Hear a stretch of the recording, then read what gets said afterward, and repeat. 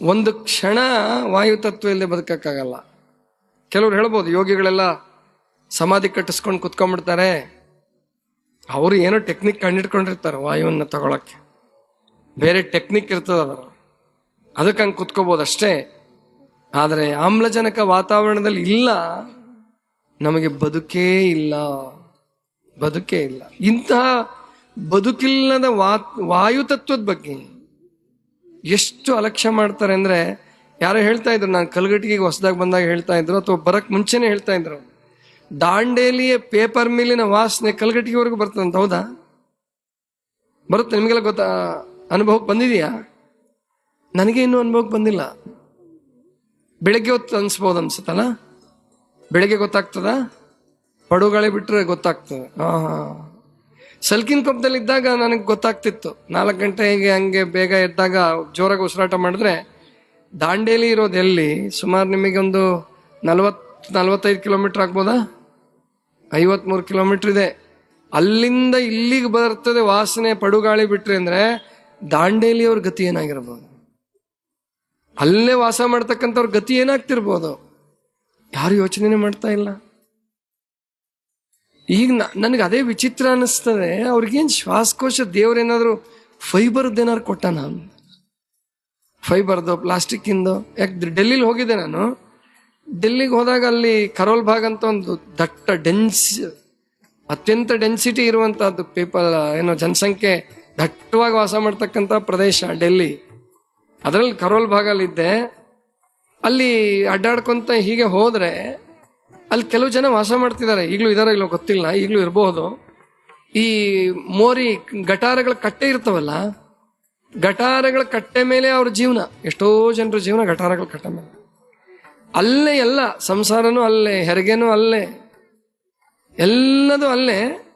ಅಲ್ಲೇ ಒಂದು ಪರದೆ ಕಟ್ಕೊಂಡು ಎಲ್ಲ ಹೆರಿಗೆ ಮಾಡಿಸ್ಬಿಡ್ತಾರಂತೆ. ನನಗನ್ನಿಸ್ತು, ನಾವೇನಾದ್ರೂ ಒಂದು 10-15 ನಿಮಿಷ ಅಲ್ಲಿದ್ರೆ ನಮಗೆ ಜೀವನನೇ ಬೇಡ ಅನ್ನಿಸ್ಬಿಡುತ್ತೆ, ಅಷ್ಟು ಕೆಟ್ಟ ವಾಸನೆ. ಅಲ್ಲೇ ಪರೋಟ ಬೇಯಿಸ್ತಿರ್ತಾರೆ, ಅಲ್ಲೇ ಪಲ್ಯ ಮಾಡ್ತಿರ್ತಾರೆ, ಅಲ್ಲೇ ಮಕ್ಕಳು ಆಡ್ತಿರ್ತಾರೆ. ನನಗನ್ಸುತ್ತೆ ಪರಮಾತ್ಮ ಎಂಥ ವಿಚಿತ್ರ ಸೃಷ್ಟಿ ನಿಂದು. ನಮಗೆಲ್ಲ ಆಮೇಲೆ ಅವ್ರು ಎಷ್ಟು ಖುಷಿಯಾಗಿರ್ತಾರೆ ಅಂದ್ರೆ ನಮಗಿಂತಲೂ ಹೆಚ್ಚು ಖುಷಿ ಇರ್ತಾರೋ. ಯಾವುದ್ರ ಚಿಂತೆ ಇಲ್ಲ ಅವರಿಗೆ, ಮನೆ ಚಿಂತೆ ಇಲ್ಲ, ಟ್ಯಾಕ್ಸ್ ಕಟ್ಬೇಕಂತಿಲ್ಲ, 500,000 ಚಿಂತೆ ಇಲ್ಲ, ಏನಿಲ್ಲ, ಏನ್ ಚಿಂತೆ ಇಲ್ಲ ಅವ್ರಿಗೆ. ಅಷ್ಟು ಆನಂದವಾಗಿ ಬದುಕ್ತಾರ ಅವರು. ಅಂದ್ರೆ ಅದು ಹೊಂದ್ಕೊಂಡ್ಬಿಡ್ತಾನೆ ಕಾಣುತ್ತೆ ಮನುಷ್ಯ. ಗೋಕಾಕಲ್ಲಿ ಪ್ರವಚನ ಮಾಡ್ತಿರುವಾಗ ಯಾರೋ ಒಬ್ರು ಹೇಳ್ತಿದ್ರು, ಅಲ್ಲಿ ಒಂದು ಫ್ಯಾಕ್ಟ್ರಿ ಇದೆ, ಈ ಮುಸ್ಕಿನ್ ಜೋಳದಿಂದ ಏನೇನೋ ಪ್ರಾಡಕ್ಟ್ಸ್ ಎಲ್ಲ ಮಾಡ್ತಾರೆ, ಇಡೀ ಗೋಕಾಕಿಗೆ ವಾಸನೆ ಬರ್ತದೆ ಅದು. ನಾನು ಅಲ್ಲಿದ್ದಾಗ ಅವ್ರಿಗೆ ಕೇಳ್ತಿದ್ದೆ, ಏನ್ರಪ್ಪ ಹೆಂಗಿರ್ತೀರಿ ನೀವೆಲ್ಲ ಅಂದ್ರೆ, ನಾವು ಅದನ್ನೇ ಪ್ರೋಟೀನ್ ಮಾಡ್ಕೊಂಬಿಟ್ಟಿವ್ರಿ ಅಂತ. ನಾನು ಪ್ರೋಟೀನ್ ಅನ್ಕೊಂಡ್ಬಿಟ್ಟಿದ್ದೀವಿ, ನಮಗೇನು ಆಗಲ್ಲ. ಅಂದ್ರೆ ದೇವ್ರು ಇದನ್ನು ಕೊಟ್ಟಿದ್ದಾನೆ, ಆದರೆ ಯಾಕೆ ಈ ಥರ ಇರ್ಬೇಕು ಮನುಷ್ಯ ಅಂತ ನಾನು ಅನ್ನೋದು. ಯಾಕೆ ಚೆನ್ನಾಗಿ ಬದುಕಕ್ಕಾಗಲ್ವಾ? ಎಲ್ಲೆಲ್ಲಿ ಸಾಧ್ಯತೆ ಇದೆಯೋ ಅಲ್ಲೆಲ್ಲ ಮರಗಿಡಗಳನ್ನು ಬೆಳೆಸ್ಕೊಂಡು ಚೆನ್ನಾಗಿ ಬದುಕಕ್ಕಾಗಲ್ವಾ? ನಮ್ಮ ಹಿರಿಯರಿಗೆ, ಋಷಿಮುನಿಗಳಿಗೆ ಗೊತ್ತಿತ್ತು ಏನು ಗಾಳಿಯ ಮಹತ್ವ, ಅವ್ರಿಗೆ ಗೊತ್ತಿತ್ತು. ವಾಯು ದೇವ ಅಂತ ಕರಿತಿದ್ರು. ಮಳೆಯಿಂದ ಹಿಂದೆ ವರುಣ ದೇವನನ್ನ, ಪೃಥ್ವಿ ಹಿಂದೆ ಭೂಮಾತೆಯನ್ನ, ವಾಯುವಿನ ಹಿಂದೆ ವಾಯು ದೇವನನ್ನ ಕಲ್ಪಿಸಿದ್ರು ಅವರೆಲ್ಲ. ಆಕಾಶವೇ ಅವರಿಗೆ ಸ್ವರ್ಗ ಆಗಿತ್ತು. ಆಕಾಶದಲ್ಲಿ ಸ್ವರ್ಗ ಅಲ್ಲ, ಆಕಾಶವೇ ಅವರಿಗೆ ಸ್ವರ್ಗ ಆಗಿತ್ತು. ಅಂದ್ರೆ ಅದರ ಮಹತ್ವ, ಪಂಚಭೂತಗಳ ಮಹತ್ವ ನಮ್ಮ ಋಷಿಮುನಿಗಳಿಗೆ ಬಹಳ ಚೆನ್ನಾಗಿ ಗೊತ್ತಿತ್ತು.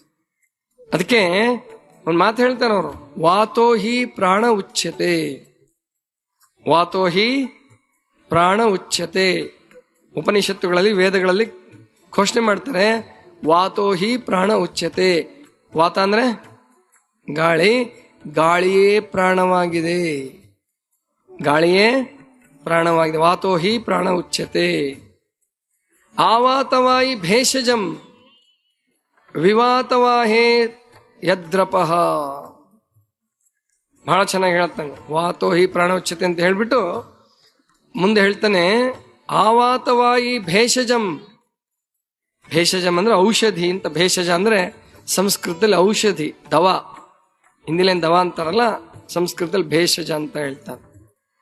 ಆವಾತವಾಯಿ ಭೇಷಜಂ ವಿವಾತವಾಹಿ ಯದ್ರಪಃ ಅಂದ್ರೆ ನಮ್ಮ ಮೂಗಿನ ಒಳಗಡೆ ಬರ್ತಕ್ಕಂಥದ್ದು, ಹೊರಗಡೆಯಿಂದ ಬರ್ತಕ್ಕಂಥ ಗಾಳಿ ಔಷಧಿಯಾಗಿದೆ. ಅದಕ್ಕೆ ಹಿಂದಿಲಿ ಒಂದು ಮಾತು ಹೇಳ್ತಾರೆ, ಪ್ರಾತಃ ಕಾಲೀನ ಹವಾ ಸೌರೋಗೋಂಕಿ ದವಾ ಅಂತ ಹೇಳ್ತಾರೆ. ಪ್ರಾತಃ ಕಾಲೀನ ಹವಾ ಸೌರೋಗೋಂಕಿ ದವಾ. ಯಾರಾದ್ರೂ ಡಾಕ್ಟರ್ ಹೇಳ್ಕೊಟ್ಟಿದಾರ ನಮಗೆ? ಸಕ್ಕರೆ ಕಾಯಿಲೆ ಬಂದ್ಮೇಲೆ ವಾಕಿಂಗ್ ಹೋಗ್ರಿ ಅಂತ ಹೇಳ್ತಾರೆ.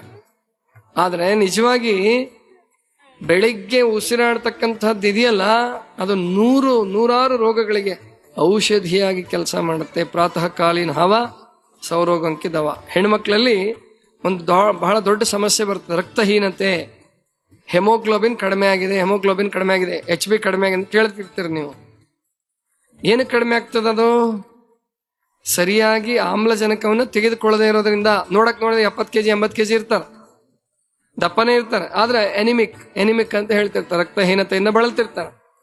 ಏನಕ್ಕೆ ಹಂಗಾಗತ್ತಪ್ಪ ಅಂತಂದ್ರೆ ಕಾರಣ ಅವರಲ್ಲಿ ಆಮ್ಲಜನಕದ ಕೊರತೆ ಆಗ್ತದೆ. ಬೆಳಗ್ಗೆ ಬೇಗ ಎದ್ದೇಳ್ಸಕ್ ಶುರು ಮಾಡಿಸಿದ್ಮೇಲೆ, ಪ್ರಾಣಾಯಾಮ ಯೋಗಕ್ಕೆ ಬಂದ್ಮೇಲೆ, ಉಪವಾಸ ಮಾಡಿಸಿದ್ಮೇಲೆ 2 ಪಾಯಿಂಟ್ 3 ಪಾಯಿಂಟ್ ಜಾಸ್ತಿ ಆಗ್ಬಿಟ್ಟಿರ್ತದೆ.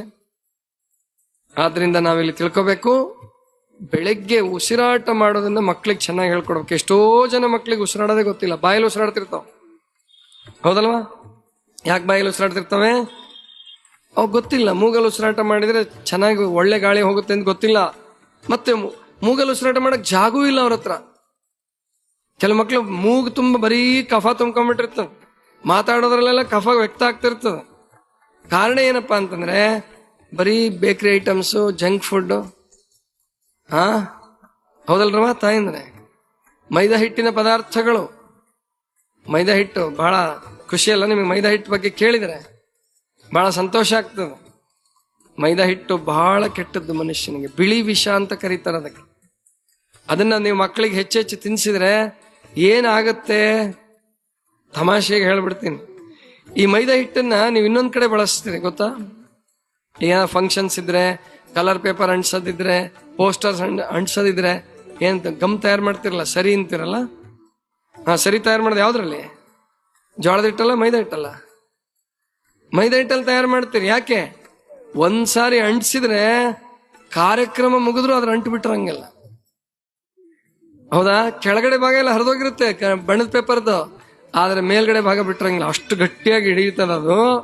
ಅಂತ ಮೈದಾ ಹಿಟ್ಟಿನಲ್ಲಿ ತಯಾರು ಮಾಡಿದ ಮಕ್ಕಳಿಗೆ ತಿನ್ಸ್ಬಿಟ್ರೆ ಹೋಗುವಾಗ ಫಾಸ್ಟ್ ಫುಡ್. ಅರ್ಥ ಆಯ್ತಾ? ಮುಂದಿನ ಗೊತ್ತಾಯ್ತಲ್ವಾ? ಹೋಗುವಾಗ ಫಾಸ್ಟ್ ಫುಡ್, ಬರುವಾಗ ಡೆಡ್ ಸ್ಲೋ. ಗೊತ್ತಾಯ್ತಾ?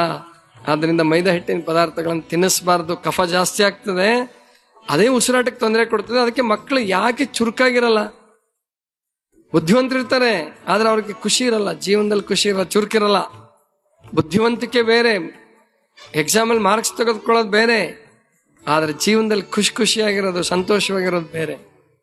ಆದ್ರಿಂದ ನಾವಿಲ್ಲಿ ತಿಳ್ಕೋಬೇಕು, ಗಾಳಿಯನ್ನ ಸರಿಯಾಗಿ ಉಸಿರಾಟ ಮಾಡಬೇಕು.